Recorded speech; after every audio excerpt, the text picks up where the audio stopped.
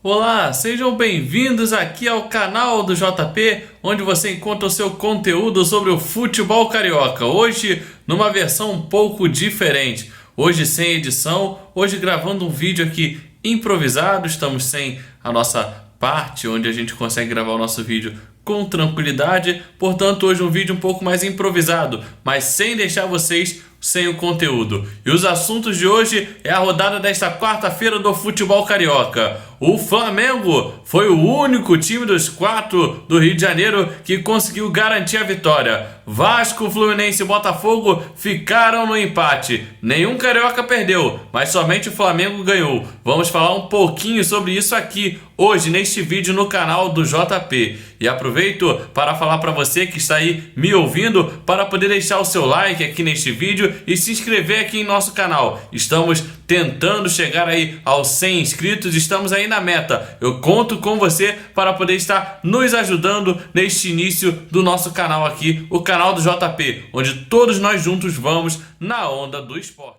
E vamos começar falando sobre o Mengão. O Flamengo, a equipe carioca que conseguiu a vitória nesta rodada do Campeonato Brasileiro, fez bem, fez bonito, jogou muito bem. Isso que é importante. O Flamengo jogou bem contra o Bahia. O torcedor do Flamengo com certeza gostou do que viu, gostou da evolução que viu nesse time do Flamengo, principalmente na parte ofensiva. O Flamengo que começou com uma vontade tremenda, logo de início o Everton Ribeiro perdeu um gol, mas logo na saída é bem verdade que o Bahia entregou o gol, a zaga deu mole, ali a zaga e o goleiro, mas a vontade do Pedro foi tudo naquele lance, aquele carrinho para poder desviar a bola, ela morreu no fundo da rede, o Flamengo abriu o placar logo no iniciozinho do jogo, foi fundamental. Depois o Pedro marcou mais um, fez 2 gols no jogo contra o Bahia, isso foi importante demais para a equipe do Flamengo poder se manter à frente do placar. Logo depois vem um dos pontos negativos do Flamengo, que foi a marcação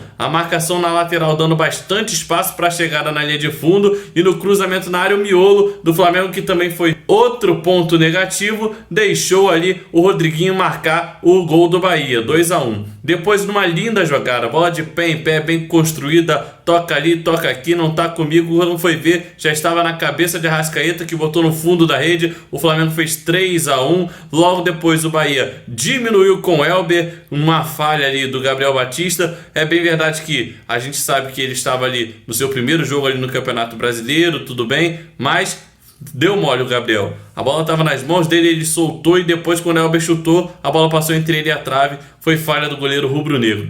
Depois, o Flamengo no segundo tempo conseguiu um lindo gol de Everton Ribeiro. Primeiro, antes do lance do gol, antes do lateral, ele já tinha feito uma ótima jogada pela ponta direita. Conseguiu o lateral. No lateral ele dá um toquinho, a bola encobre o marcador e ele de primeira, ele dá um chute sensacional que encobre o goleiro do Bahia, a bola morre no fundo da rede, um 4-2. Depois o Flamengo chega ao seu quinto gol de novo com o Jordan de Arrascaeta que também marcou 2 gols e está provando que ele é titular absoluto da posição. Ô Domi, abre o olho. É Arrascaeta na cabeça e não abra a mão disso, meu amigo. E depois, no finalzinho, o Flamengo ali já estava com o resultado consolidado, acabou tomando o terceiro gol por pura desatenção. Só que, mais uma vez, cruzamento na área e o Bahia teve espaço tanto na ponta quanto dentro da área para poder finalizar. Mas o Flamengo vence por 5-3, encosta no G4, é o quinto colocado até o momento nesta rodada, e o Flamengo chega a 11 pontos, se aproxima ali, fica a 5 do líder internacional. É hora do Mengão disparar, subir na tabela. E o Fluminense, hein? O Fluminense tinha tudo para poder vencer o Atlético Goianiense, um jogo que não foi difícil, um jogo foi fácil, porém o Fluminense tropeçou nas próprias pernas. Os erros individuais do Fluminense custaram caro ao clube, que saiu com um empate no Maracanã contra o Lanterna Atlético Goianiense. A equipe do Fluminense saiu na frente logo no início do jogo com o Evanilson, aliás, um belo gol, boa troca de passe, Nenê cruzou, Evanilson fez o gol, abriu o placar. O Fluminense teve chance com o Marcos Paulo, parecia que o Fluminense ia decolar, foram um início ali, pelo menos 30 minutos de pura pressão do Fluminense indo muito bem. Mas no final do primeiro tempo, um lance para mim foi crucial, foi a expulsão do Hudson. Primeiro, o erro foi do Nino. Nino sai jogando errado e deu oportunidade para o contra-ataque do Atlético Goianiense. E segundo, o Hudson foi muito ingênuo no lance. O Hudson, jogador experiente, não deveria ter feito aquela falta num lance que a bola ia para a linha de fundo, não é nem em direção ao gol. Fez a falta, já tinha cartão amarelo e não tem o que discutir. Foi falta para outro cartão amarelo, foi expulso o Hudson. O Fluminense ficou com um a menos, mas mesmo assim isso não afetou tanto ainda no primeiro tempo e no início do segundo tempo também não. Mas da metade do segundo tempo para lá isso pesou. O Fluminense ficou desfalcado dentro de campo e viu o Atlético Goianiense cada vez mais crescer no jogo. O Fluminense teve ainda a chance com o Digão, mas não conseguiu aproveitar. O Fluminense não teve uma boa partida de Nenê, que foi substituído inclusive no segundo tempo, mas tanto os jogadores que entraram, o Pacheco, nenhum deles deu resultado para o Fluminense. E o Fluminense acabou tomando um gol do Atlético Goianiense após o Michel estar com a bola ali naquela ponta, tentou ali segurar a jogada. Na minha opinião, até houve falta em cima do Michel Araújo, mas a atrás não deu. A bola seguiu, cruzamento na área, o Renato Kaiser fez um gol de cabeça. Aliás, o Kaiser disputou com o Calegari.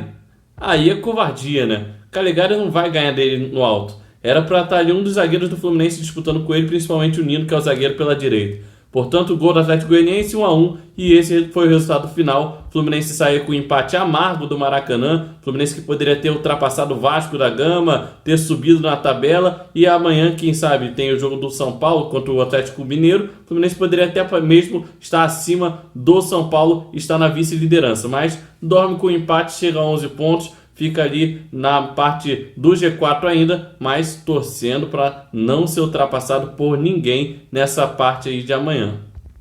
E o Botafogo teve a estreia de Salomão Kalou, mas a partida foi muito fraca do Alvinegro.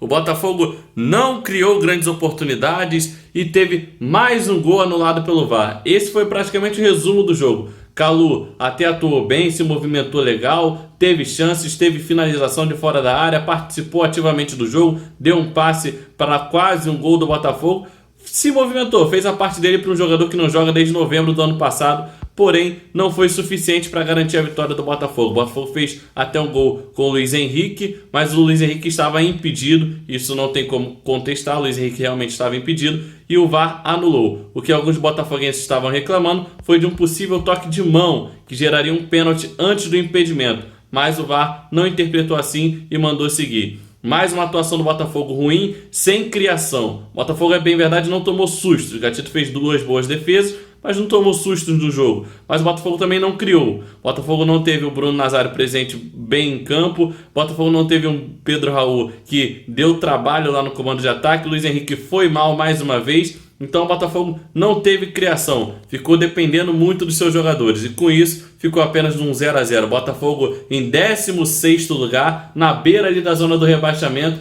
e o Sport, que é agora o último colocado no momento, se vencer amanhã, né, chega aos mesmos 7 pontos do Botafogo e aí complica tudo. O Botafogo já se embola nesse início de campeonato. E o Vasco da Gama, hein? O Vascão conseguiu um ótimo empate devido às circunstâncias, se você olhar para o time. Eram 8 desfalques. O Vasco vai na Vila Belmiro e consegue arrancar um 2-2 do Santos. Mas se você olhar para o jogo, o Vasco poderia ter saído com a vitória nessa partida contra o Peixe. No início, o Santos abre o placar com o gol do Lucas Veríssimo de cabeça, mas o Vasco conseguiu empatar com o gol do Felipe Bastos. Aliás, hein, eu quero falar aqui, o VAR, meu amigo, é uma coisa impressionante. 5 minutos para dar o gol do Felipe Bastos. 5 minutos, gente. Assim não dá. Assim ninguém aguenta esse VAR. E aí o Vasco empata ainda no primeiro tempo. No segundo tempo, o Santos volta melhor. O Santos volta pressionando e consegue um gol numa cobrança de falta de Marinho. Marinho cobrou uma ótima falta, rapaz. E aí Fernando Miguel só olhou, não teve muito o que fazer. 2-1 para o Santos. Mas depois daí o Vasco conseguiu melhorar na partida. Teve a oportunidade, foi para cima e conseguiu um pênalti. A bola realmente toca no braço do jogador do Santos. Foi pênalti na minha interpretação, só que o VAR, né, 3 minutos para poder dar um pênalti. Um lance para mim muito claro que dava, no caso no replay, né, olhando o VAR, dava para interpretar muito fácil como um pênalti. 3 minutos para interpretar. E aí Cano bate o pênalti, empata para o Vasco e no final, Lucas Ribamar. Ah, Ribamar! Hoje não teve gol do Ribamar e aí a galera vai pegar no pé do Ribamar. Teve a chance no contra-ataque no finalzinho, já nos acréscimos, segurou demais a bola, acabou se enrolando e perdeu. O Vasco sai com empate em 2-2 da Vila Belmiro, fica em terceiro lugar e aí continua brigando na parte de cima da tabela. Agora o Vasco foca no Campeonato Brasileiro para poder voltar ao caminho das vitórias e com certeza no próximo jogo não vai ter tantos desfalques assim, então o Vascão tá no bom caminho ainda no Campeonato Brasileiro. E aí, chegou até o final desse vídeo? Gostou das análises? Qual é a sua análise sobre Fluminense, Flamengo, Vasco e Botafogo? Gostou do seu time nessa rodada? Participe aqui no canal do JP. Não esqueça de se inscrever e deixar o seu like e compartilhar com os seus amigos esse grupo para que mais pessoas sejam alcançadas e todos juntos estejamos aqui na Onda do Esporte.